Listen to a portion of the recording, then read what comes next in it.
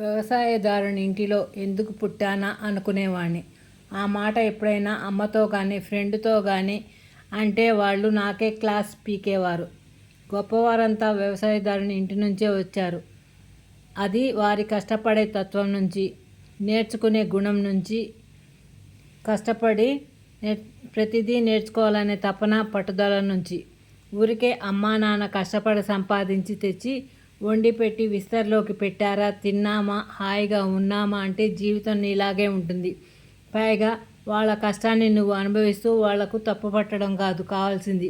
నీ భవిష్యత్తుకు నువ్వు ఎలా కష్టపడి జీవిస్తున్నావు, ఏమి సాధించాలనుకున్నావు అనేది నీవు ఆలోచించి ఒక పద్ధతిగా నీ జీవితం నీవు సాధించుకోవాలి అంటూ వంశీ మా అమ్మ చెప్పే మాటలకు అప్పటికి కానీ నా కర్తవ్యం నాకు అర్థం కాలేదు.